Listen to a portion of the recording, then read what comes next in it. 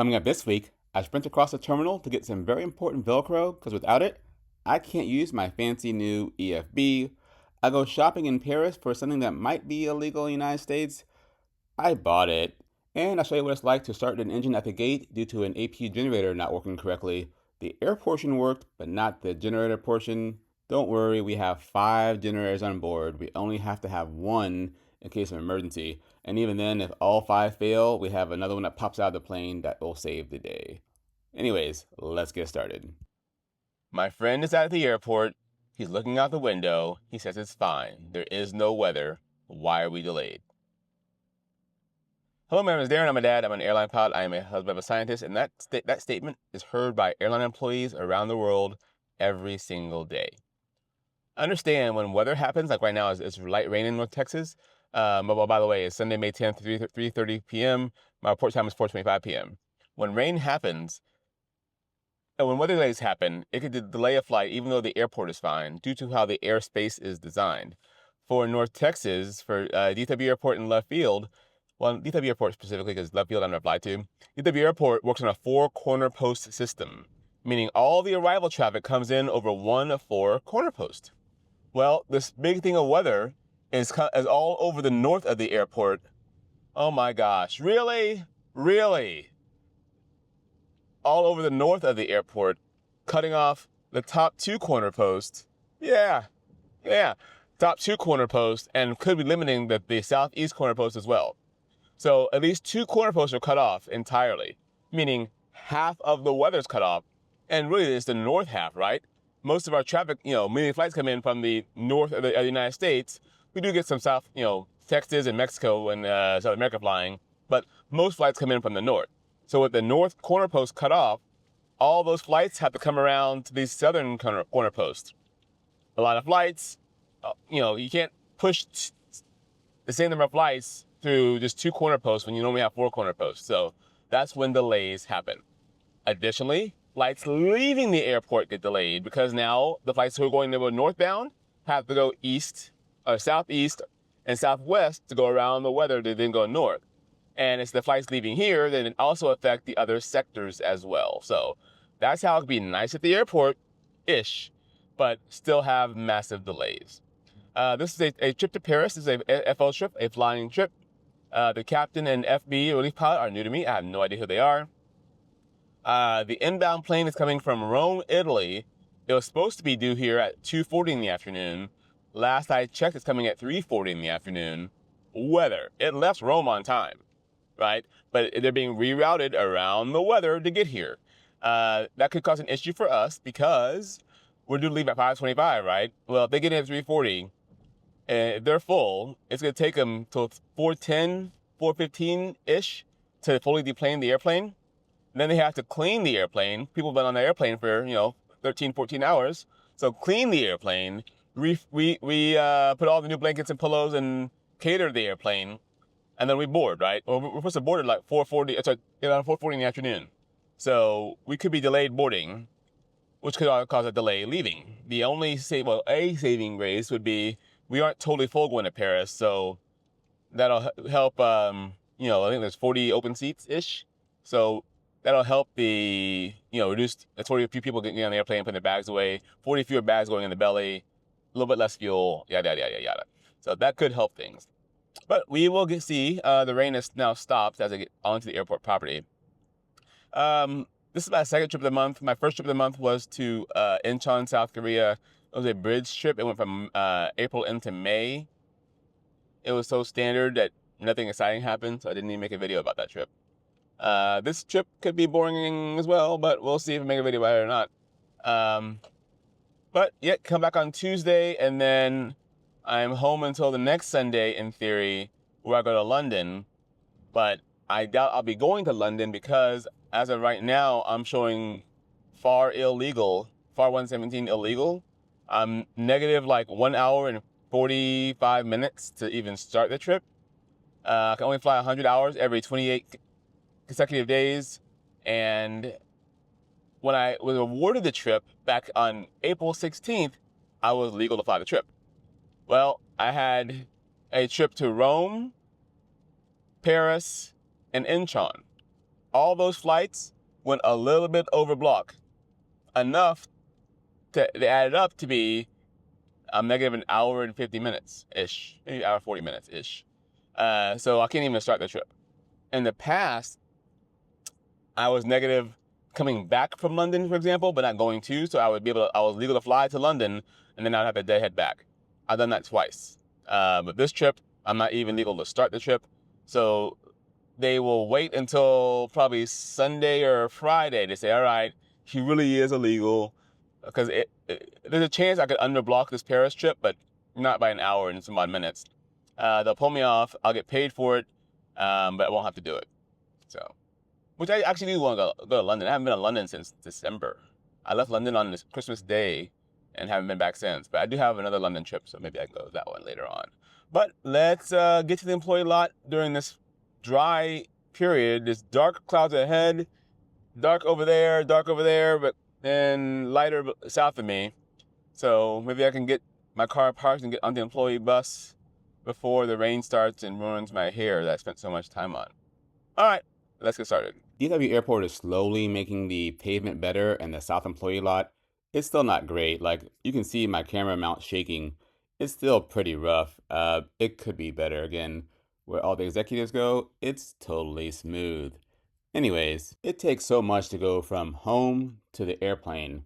Just, getting my suitcase ready, my uniform ready, packing, getting everything ready at home, leaving the house, driving to the airport, parking the car, waiting on the silly employee bus, the sketchy employee bus, getting to the terminal, finding the elevator that happens to be working this day, upstairs, and I always wonder how it's going to be as far as security. This late in the day, I was pretty sure it'd be empty, and it was. When I arrived around 2 in the afternoon, 1 in the afternoon, there's a long line as all the international arrivals have come in. 5 in the evening, it's pretty quiet. Thankfully, on this day, I was able to clear KCM, our known crew member, way of accessing the airport as a crew member. Go inside, and again, I am the FO, flying pilot. I do head downstairs to the crew room, didn't see the captain. I grabbed the folder and the paperwork and headed over to the gate. Now, I wish I would have grabbed some Velcro, and you'll see why here in a minute. Now, as a flying pilot, first officer, my bags are stored on the flight deck, right where our jackets are stored. If I was a relief pilot, they're stored elsewhere on the airplane. So it all depends on where I'm flying, where I put my bags. But my suitcase is put away, my jacket's hung up. Then I'm going to put my bag down next to my seat. And see that little black square right there? That is where my EFB sticks to with FAA approved Velcro. It's totally secure. I've hit moderate turbulence, even worse. It didn't fall off, but we need Velcro. And the company just gave us brand new iPads. It's an iPad refresh. Well, they didn't put the Velcro in the bag, in the box, and I didn't even think about it until I sat down. And I met the captain. I'm like, crap, I need Velcro. Huh. And he says, it's probably something in the EFB room. So then I said, all right, I'll be back. I went all the way across the terminal, back to the down to the crew room, going to the EFB room, grab the Velcro again. I'm super early, so it's not an issue. Boarding hasn't started yet, so Velcro, it's okay. But we were going to be delayed anyway. The relief pilot was coming in from Las Vegas. He left Vegas at 7 a.m. Vegas time. He was supposed to be here at noon today. Thunderstorms. He diverted to Austin. He was there for 4 hours. Now, again, our report time wasn't until 4:25. He was doing it at noon. He kept telling the airline, hey, this is the status of me as each hour went by. And they thought he'd be okay. When it turned out he wasn't going to be okay, they made the decision to go ahead and wait for him.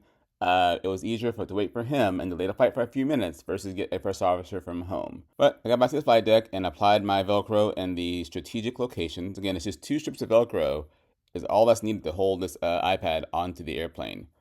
You'd think it would be something different. On other aircraft, we have like a little metal tray that the iPad sit in, but for the 777, push it down and it is not coming off. I can lift that whole door and it's all okay. But went ahead and got the plane set up so we can leave as soon as the relief pilot arrived. You can see our clearance there from Dallas to Paris, all loaded up. We boarded up and we just had to wait. And because of all the weather, passengers were being delayed as well. So it was a win-win for the passengers and, of course, for the relief pilot. With the weather, they all got to be on board. We got all the passengers on board and the relief pilot. Pushed out a few minutes late, but again, it is what it is. On every single flight, the dispatcher can have remarks. Most of the time it says extra fuel for possible deviations or weather, or look out for this weather pattern. something about the flight. This one started off with, "Good evening. I heard a rumor we may have some geeks on this flight, but those are unconfirmed. Jokes aside, the biggest challenge is going to be getting out of DFW, and I really struggled with how I was going to get you planned today." Yeah. The captain had no idea what the geeks comment meant. I had to explain it to him. Appreciate it. Again, it's a giant corporation I work for, and I'm always amazed at people that know who I am and take time to say hi to me. Is very much so appreciated. The relief pilot arrived, and thankfully his spouse arrived with him, and they were all able to get seats on the airplane. We pushed out and made our way to Paris. The captain flew over, totally fine with me. That meant I had the very last break, so I was up front all the way till just past 30 West, then went back for my break. Again, I'm a total in the chair rest person. The bunks on the 200, I just don't care for. I have my system. It works great for me. But relaxed, had a good nap, had my arrival meal, and then headed back up front to get ready to arrive into France. Now, I think almost as punishment for being late, we were given a hard stand, meaning we had to use stairs and a bus to get to the terminal. At least the rain had stopped. But I've been up here a long time, so I got all my things together. And on the 777, I guess on probably all Boeings, there's a little pocket for the seatbelt. I always throw the seatbelt buckle in the pocket. It helps avoid damage to the seat frame and makes the seat go left and right a lot easier. Again, being up here so long, I have put stuff all over the place. So I'm always looking to make sure I have all of my stuff. Once I'm totally positive, I grab the jacket, grab my suitcase, and then make my way down the stairs and onto the bus to be brought over to the main terminal. And on every flight to a foreign country, we typically have speakers on board. We have two French speakers on this flight. One of them was born in France. So she let the relief pilot know, "Now listen, for your girlfriend, she can go with us to the crew line, but you must stay with her the entire time," kind of vouch for her. Much faster than going through normal immigration procedures. Again, she's fully vetted. She gets no, special treatment beyond being in our line. So she was able to clear immigration and customs, then ride the bus with us to our downtown hotel. It varies based on destination if the bus is going to be big enough and the bus company will even allow a spouse to get on board. Some places like Rome, Italy, we have a much smaller bus. We can't really take anybody else. But this bus, giant bus, not an issue. Getting into the city, normal traffic. It wasn't horrible. Didn't take a nap on this one. Just kind of dealt with it, watched TikToks, and relaxed. Getting to the hotel, again, this is my second time at this new hotel. It's fine. I like the area. The old hotel was next to or nearby the Eiffel Tower. This one is nowhere near the Eiffel Tower. I've seen the Eiffel Tower enough. I don't need to go there again. And this hotel room confused me. I could not figure out how to get the lights to turn on. I'm pushing various switches left and right. There is no slot to put a key in. I'm like, I've been in this hotel room before. I shouldn't be this tired. What's going on? So I get the key card and I'm looking for instructions. Like, is there a secret way to do it? I go and it's holding it. No. It's just there's like a master light switch and I didn't figure it out till just now. But fine hotel room, half glass shower like most places in Europe have. It's fine, big enough. Now for the debrief. So my inability to turn on a light switch either shows I'm not very smart or totally exhausted. This new microphone, I haven't produced a video with it yet. Hopefully it's recording sound okay. I think it's better than having this other microphone on my chest. Currently 12:41 p.m. in Paris, 5:41 a.m. in Dallas, so I'll call the wife before I take my nap. It's unfortunate that the FB relief pilot was commuting in, thought from Boston, actually from Austin, not really from Vegas. He left Vegas at 7 a.m. Vegas time. Plenty of time to make it in Dallas to Dallas in time, right? But the flight diverted to Austin, and he was there for quite a while. And he had texted, or not texted, but communicated with the company app that he diverted 3 hours prior to sign in.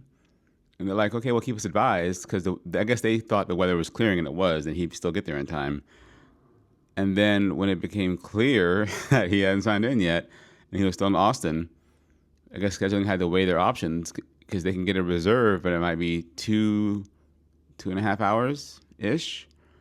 There was no one to really reassign. I guess they could have taken the pilot from Rome, maybe.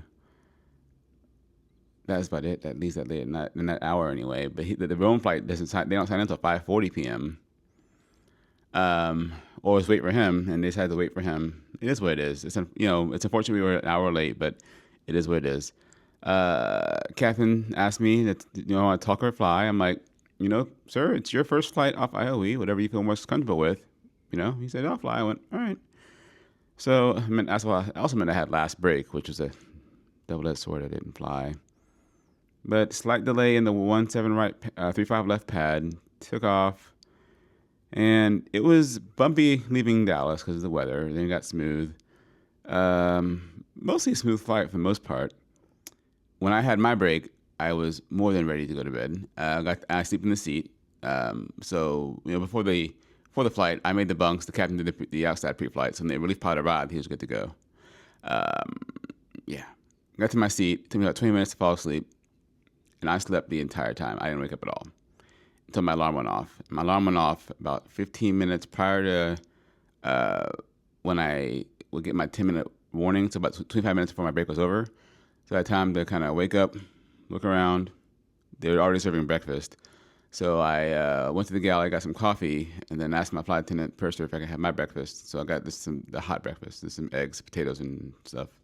Had that real quick. Went up front, and we thought we'd land, based on the winds, were straight out of the north. We thought we'd land into the east. No, we got assigned to land to the west. And going from London control to France control is pretty quick. They started us down, and we're going through like 18,000 feet when we talked to France control, which is kind of close, right? And they told us, no, we're going 26 left, ILS. Okay, that's fine because it's a new captain, right? Well, then we got assigned the RNAV, which is an issue because the captain has to add feet to the RNAV because of the restrictions and rules, whatever. Well, that meant our MDA would be 757 feet, and they were reporting broken at 800 feet. Thankfully, the ILS came back as an option when we were getting when we were getting radar vectors while on the base-ish leg. It was better because at 800 feet, we didn't see anything. And then right at like 740-ish feet, we were in the clear. So it would have been tight on the RNAV with the restricted minimums. But he made a spectacular landing. I'm like, dude, that was really smooth. He's like, well, because it's wet outside there. And I went, that's still pretty smooth. We did get a hard stand, which is unfortunate. I hate hard stands. Got my hair wet walking outside. It wasn't too wet, though. But yeah, hour van ride. Nuts, right? I do want to buy a new DJI Osmo Pocket 4 while I'm here. I looked at the prices compared here in the UK. It's cheaper to buy here versus the UK, even with me paying their tax and stuff. So you can't get in the United States. So I'm going to take a nap, then go buy that thing, I think. But nap time now. I have to call the wife. All right. So my main camera, the one I'm using right now, is a DJI Osmo Pocket 3. Love it. There's a new DJI Osmo Pocket 4 out, but not in the United States. They sell it here in France. So I wanted to go see if they have them in stock and I can buy one. I went to the actual DJI store. I didn't shoot any video inside because that's kind of weird, but I did end up buying one. I wasn't going to say that or not because I wasn't sure if it's even legal to bring it into the United States, but apparently it's legal to bring it into the United States for personal use. So that done, I did use a Metro quite a few times. I did buy a Metro card on my iPhone this time versus buying the silly paper ticket. Once I had the DJI Osmo 4 in my bag, I went looking for some chocolate for the wife. Her birthday was later on in May. So I talked to my flight attendants on the way to Paris about where I should buy chocolate. La Maison was recommended to me. They have multiple locations in France or in Paris. The one near the DJI store was closed. It was like a Monday of all time days, whatever. I did find one that was open. I went in and I said, I just want milk chocolate, plain milk chocolate. And they had a box of assortments. They had stuff in it, but it wasn't dark chocolate anyway. But chocolate secured, great. I did walk around a bit more, just seeing some random sights. Seeing again, my whole point of being out and about is to get 3 to 4 miles in at least per day to get my steps in. So saw some sights, got lost a little bit, turned around, wasn't a big deal. I did look for some food in this one area that, again, I go up to the restaurant. If they have a 3.5 to 4.5 star review, and recent reviews, I'll eat there. And this one had euros and it was looked okay, but then it had some really bad reviews of recent reviews. I'm like, nope, not worth it. People getting sick and everything. So didn't eat there. I decided to hop on the metro, go back to near the hotel, and got some Indian food. Now the place I went for dinner, it looked like it was a fried chicken place. It wasn't. I mean, I guess they do have chicken as well, but it was really good Indian food. I had my Indian food, had a nice mango drink, and then I went, of course, to a grocery store to buy my normal groceries. I like buying groceries because I tend to wake up in the middle of the night, 2 3 in the morning, hungry. So I get something to eat in the middle of the night, and then I get something for breakfast as well. I'm not a giant breakfast person, but again, we leave the hotel several hours before the flight. We don't get a meal even as a flying pilot till an hour after the flight. So it could be a 4 hour gap of not having anything to eat. So I have something in the hotel before I leave the hotel in the morning. So I buy it at a grocery store. That's my whole point. But groceries are secured. Back to the hotel, and I was done for the day. All right. It is in the 8 a.m. hour here in Paris. It is in the 1 a.m. hour, both a.m. in Dallas. Had a very good night's rest. Went to bed around 8:30, about 8:30 p.m. local, which would have been about, math is hard, 1:30 p.m. in Dallas. Woke up right around 6:30 in the morning. I woke up kind of, then finally got out of bed around 7 a.m. So very good night's rest, right? My watch will be happy. For breakfast, they have breakfast downstairs for a fee. I just bought my normal orange juice. I bought some mango, it's almost gone, and some little donut strawberry pastries. And that will do me good. Breakfast of champions. Did not have coffee in the room because I tried to make it. It just didn't look right. So I'll have coffee later on. Good news is the plane came in. The MELs kind of annoy me. It is what it is. But the autopilot works because we could not have enough. They would not send us on a 10-hour flight with no autopilot. I did fly a plane once from Grand Island, Nebraska to Dallas with no autopilot on the 145. That was 2 hours. That was a long time to fly a jet with no autopilot. Anyways, good overnight overall in Paris. I'm glad the weather was better. It was cold, but it wasn't raining. I was able to get my wife some chocolate. And I did go by the DJI store. Of course, it is illegal to buy a DJI Osmo Pocket 4 right now and bring it into the United States. Be a shame. It's unfortunate I can't buy one. But I'm going to finish packing up the room and head downstairs. Beautiful day today. Clear skies. So it is my leg back. I'll have the second break. So, yeah, let's finish packing up the room and head downstairs and get to DFW. Again, I should be off for a while, for a week, I guess. More than a week, because I'll be illegal to fly my next trip. So there is that. All right. We all hopped on the van, headed back to the airport, including the relief pilot and his girlfriend. Now, leaving France, she won't be able to go through the crew line with us. She'll have to go through normal security. And that could be an issue in some airports that have a long security line. So it's a little bit of a risk for her being on the bus if she's going to make the flight or not. Turned out she did. Wasn't a big deal. But we got to the airport, and then I can now make my way from the bus stop to the immigration and security procedure areas all by myself because I've been here enough times. Again, it's not as easy as you think it is because some places we go through employee only screening, some places we go through general screening. It all depends. But went to the general airport screening for security. They are just okay in France. Every country has their quirks. This one is average for crew security. I'll just say that. But of course, you must go through duty free. Went through duty free, waved my way toward the gate. I did look for something for breakfast at the airport as well, maybe some coffee or something. I'm like, nothing really is just screaming out to me. I made my way over to the gate. Again, it's the stunning red carpet in Paris, gate A37 through A39. We were at gate A37. Now, it's a beautiful day in Paris. Nice weather, nice and cool. The airplane had an MEL, where that means something wasn't working correctly. It was the APU generator. Now, again, we have 5 generators on board. We only need 1. The APU generator power portion wasn't working. The air portion was working. The APU generator on the ground makes electricity for the airplane and air for air conditioning and starting the engines.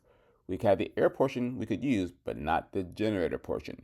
So we had to have the external power connected while starting the engines. The 777 is so big, we have dual plugs plugged in. Most aircraft have just one plug. Our plane is so big with so much power being used, we have everything working correctly. We need two plugs. We can't have just one, but then everything is powered. But with two, everything is powered. Now, with starting an engine at the gate, we have to have extra precautions, extra talking to the ground crew, extra coordination with the ramp controllers to make sure it's all clear behind us, that we can start an engine at the gate, push back, and then we'll start the other engine. Of course, before we do that, we have to get the plane all set up, right? So I did have my window open, get a little cool air in, cool down the airplane, the flight deck a little bit. Did start the APUs to cool down the cabin as well. Getting the clearance in France isn't too bad. Their accent can get in the way sometimes, and I am not bashful at all about spelling out certain words if I'm not quite sure about what they're saying. It's better to be totally positive by spelling out stuff phonetically than being, I think they said this. Many foreign countries have for me anyway, a very complicated departure procedures. Their names, they have a long list of names that sound very similar. So I will say stuff out phonetically and just make sure it's all clear to make sure we're all on the same page. On some planes, we get a clearance digitally. On the 777-200, we cannot. So it is via voice, at least in foreign countries as of right now. So let's go through how we start an engine at the gate without having the APU generator working. You can see we're parked here at A37. There's a spaceship ahead of us. I'm pressing the left inboard button. I want to show you the electrics in the air, how it all operates during an engine start. So right there is the left inboard button. I'm going to take control of this screen over here. You'll see it change right there. That's the electricity on the airplane being run. Then the right hand side, I'll put in the air. So you can see how the air is routed and the electricity is routed during the engine start. I'm going back to lower center. I'm pressing the engine button. So now we can see all the engine gauges, the electrical diagram, and the air diagram. And again, electric gen off APU. You can see the APU is on over here. It's circled in green, but there's no power coming from it. So you can see we have the primary and secondary external power connected. Secondary is going on the left-hand side, and the primary is going on the right-hand side. Everything is powered here on the ground. Life is good. You can see we have a left generator, a left backup generator, a right backup generator, and a right generator. Those 4 generators plus the APU equal 5 generators. There's also a unit that pops out of the airplane called an ADG that can air-driven generator in case we lose power in the air. So on the right-hand side is the air from the APU going straight up through a channel, then being broken off left and right, left to the left pack, left air conditioner, right to the right pack, the right air conditioner. Also something called trim air. That's a whole different topic about how that modulates the temperature of all the people in the back of the airplane. But that is the air from the APU. So you can see how the line goes down to the left engine starter from the APU, and then also the APU air can be routed over to the right engine starter. But we can also use bleed air from the right engine to start the left engine. So we can have APU air, but we cannot even have an APU have external air start one engine and then use one engine start the other engine. But the engine bleed air is used for wing anti-ice, used for engine anti-ice. It's used for lots of things on the airplane. Air is even used for backup hydraulic pumps. It's a very complicated airplane, but keeping it simple, we use air from the APU today to start the engines. On the engine gauges, you can see at the very top, we have EPR, exhaust pressure ratio. N1, that's a part of the engine you can see from the front. We have EGT, exhaust gas temperature. We have N2, N3, fuel flow, oil pressure, oil temperature. Then we have the oil quantity, and then the vibration gauges. We also have the duct pressure, how much pressure we have in the ducts for the air pressure anyway. We need at least 25 psi of air pressure to start an engine. So by now we have done all the checklists and ready to start the engines. We've already talked to the ground crew. We've been given permission to start the engines. The beacon is turned on. The fuel pumps are turned on. Everything you see that's faulted is normal. It's just saying the buttons are on, but the system isn't working as it's supposed to. Because again, the engine faulted, the hydraulic pumps because they aren't running. The bleed air on the engine isn't working. It's faulted because there's no bleed air coming through them. So that's why you see the amber up there. When it's all normal, it's all dark-ish up top. Not as dark as the Airbus because we have the on inscriptions, but anyways. So let's have we start the engines right here. 2 start knobs. Auto start is turned on. Normally on the 777-200, we start both at the same time. When here we're doing one at a time. And the left side for for the safety of our ground personnel, as you have to remove equipment from the right side. So with the left turned on, you can see all the air now is being routed from the APU to the left engine starter, the core of the engine spinning up, the N2, N3. I'll raise the fuel control knob, telling the plane to add fuel when you see fit. It's not controlled by me. I'm allowing it to add fuel, but the plane decides when to add the fuel. You'll know that when you see fuel flow go up and EGT almost at the same time. It's very quick. So right now it's spinning the core of the engine as fast as it can. There's EGT rise, there's fuel flow, light off. It all happens very quickly. And now the part of the engine you can see from the very front is also spinning. You can see the left generator is green. It's making power already. Life is good. Air is still going to that starter. It's still pushing air into that starter until it's happy. It's happy now, it's cut off, and now you can see the air system is reconfiguring itself all by itself. Valves are closing and opening. People in the back of the airplane at this point are already hot because once you start the engines, all the air conditioning stops. So if you ever wonder why in the middle of summertime when the engine starts and it gets really hot really quickly, because the air got cut off to help start the engines. Now we are still connected to the external power, so the left generator is on, but it's not making any power yet for the plane. So, but you can see everything is, the air conditioners are running right now. The packs are running. The APU is not providing any more bleed air at this moment. Now, let's go ahead and start the right engine. But I'm going to show you how the 777-200 engines are so powerful. It can do a cross bleed start without having to raise any RPMs, so to speak, on the left engine. On most aircraft I've ever flown, we have to rev up the one side engine to have enough power to then start the other engine. The 777-200 is so powerful, that's not needed. You see, APU is cooling down. I've shut it off. The APU again, the green is off as far as the air is going, and now the left side is powering the entire airplane. As far as the left generator is powering the entire airplane, life is good. External power is still connected, but not selected. But let's go ahead and start the right engine. The duct pressure is showing 7. That is a simism. In real life, it is much higher than that. I'm not quite sure why it's showing it so low. But once I get the engine starting up, you'll see it be much higher. So starting up to start, duct pressure is much higher, around 27, which is all you really need to start the engine. Again, we're doing this at an idle engine, but it's the same process. You can see all the air being routed from the left side to the right side, so no more APUs involved. I'll raise the fuel control knob to run, and then when the plane is happy, it will start the engine. Most aircraft I've ever flown, we do the cross speed start away from the gate after taxiing away. We have to raise up the operating engine quite a bit to make enough air to start the other engine. These engines are so powerful, even in idle, it can do a cross speed start. I was totally amazed. We did this in the actual airplane. I was amazed at how much power, how much air an idle 777-200 Rolls-Royce engine can put out, and it is significant. Engine is started, everything is normal. We will now disconnect the external power and make our way to DFW. Now, being the flying pilot for this leg, I did have the second break. So went back to my seat, got my eye mask, put all my stuff in. Took about an hour-ish nap or so. Wasn't exhausted. Woke up from the nap and played a little bit of Madden before going back up front and finishing the last third of the flight. Made a very average landing. Not spectacular, not bad. Average landing in DFW, got to the gate, and made my way, of course, again, grabbing all my stuff, going through customs, out the door, onto the employee bus, out to the car, and now for the drive home. All right, 319 headed home on the lovely roads of DFW Airport employee parking lot. Good trip overall. Can't complain. Leaving France, thankfully, our SOBT or whatever the time off block, the startup time, thankfully didn't get pushed back a lot. At one point, it went back to 12 after. I'm like, see? But then it went back to right at top of the hour. Started up the engine, pushing back, barely standard. Quick taxi out, and off we went. Coming in here, hopefully I gave a recreation. On the arrival, we're all given speeds, right? And it helps keep our distance. Well, the guy ahead of us was slowed down early. So we had to slow down early. And then we also were put next to a caravan, so we had to stop our descent a little bit. It all worked out fine. It meant we got 17 center instead of getting 18 right, is what it is.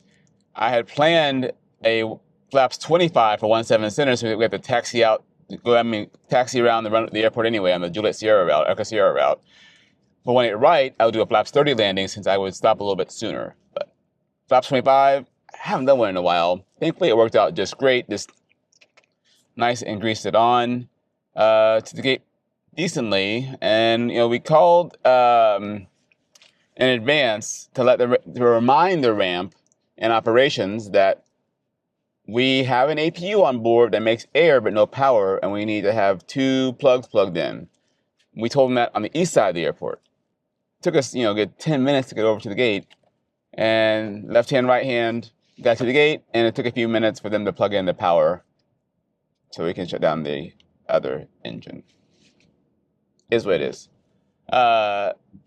Weird thing happened. After we got to the gate and I had done all my duties, I checked turned my phone on. I had a voicemail from my company letting me know I need a 30-hour break, which is weird because this is my first full trip of the month. I have 4 days off before my next trip that starts at 9 p.m. on Sunday night. I'm guessing it's just a glitch in the matrix. And again, I'm still showing negative for that trip, so I'm assuming I'll be pulled off. We'll have to see. But at the current time, I should be able to go home, get out of these clothes, and make the kids and myself, and maybe my wife, she doesn't eat what I cook normally, but make the kids dinner and myself dinner anyway. I did not have my last meal on board because I didn't really want it. So, but good trip. Gotta pass it over to Darren to wrap it all up. So that was Paris. Overall, great trip. And I totally glazed over the fact that it was the captain's very first trip as a captain on the 777. So when I sign in for a trip on my phone, I get advised by the company on that next screen how many hours I have on the airplane and how many landings I have on the airplane, as well as how many landings and hours the rest of the crew has. It's a good clue for us to know, okay, if I see 0.0 hours and 3 landings or 4 landings, then that's a brand new pilot to the airplane. Now, for the captain, he had 121 landings, but no hours. How can that be? Well, again, he's a former 777 first officer. So he flew 777 a while ago, then went to 787 as a first officer, and now upgraded captain on the 777. So he had a lot of landings from the right seat, but he is totally new to the left seat. I'm glad the trip went well for him. It was a very smooth trip. He knew the international operations. He knows all how the airplane operates. It's just doing it from a few feet over. It went very, very smoothly. Again, Paris is not my favorite city to go to. It's fine. And, it's Paris. I've seen Eiffel Tower enough. I don't need to go Eiffel Tower again. Now, I did buy that DJI Osmo Pocket 4. All the footage you watch on my content, if it's landscape for the most part, I use a DJI Osmo Pocket 3. This is a Pocket 4. It's a great camera to walk around with. It's so small. I can put it in my bag, put it in my pocket if I need to. I can take it out, flip up the screen. It turns on. It's ready to go. It does swivel back and forth. It's very steady. The Pocket 4 is a natural upgrade from Pocket 3. The biggest thing for me is it has built-in storage. I can't tell you the number of times I've left the house, driven a few miles away, started the camera up, and had no memory card. So then I started putting a backup memory card in my car. So I popped the backup card in my DJI Osmo Pocket 3, right? But then I come home and take out the backup card and leave again with no card. So this has about 3.5 hours of 4K footage of built-in storage, and then I can still add removable storage as well. So it's a great camera. I'm glad I was able to get it. Again, I'm 99.99% sure I'm allowed to have it. So if you're watching this, I'm not, prove it's a Pocket 4. It's really a Pocket 3. Pocket 3 was fine. It was 2 years old. It gave me some errors every now and then, so I wanted something more upgraded. Now I have a Pocket 4 Pro coming out soon, so maybe I have to go to some other European city and buy that one. You can see my earnings for the trip. Very average for a 3-day trip for me. About 20 hours of credit and pay. Again, I was removed. So when I was driving home from this trip, I mentioned I had that 30-hour removal. They were actually going in and they saw that I was illegal for my next trip. They pulled me for my next trip right then. I didn't know it. They pulled me for my next trip right then and gave me a 30-hour break just to start the clock so they can hopefully give me some other flying over those 3 days. If you want to know what happened to me over that period, watch this video. Again, my name is Darren. I'm a dad. I'm an airline pilot. I'm a husband of a scientist. If you don't mind, please click subscribe, drop a comment, click like. Have a great day, and thank you for stopping by.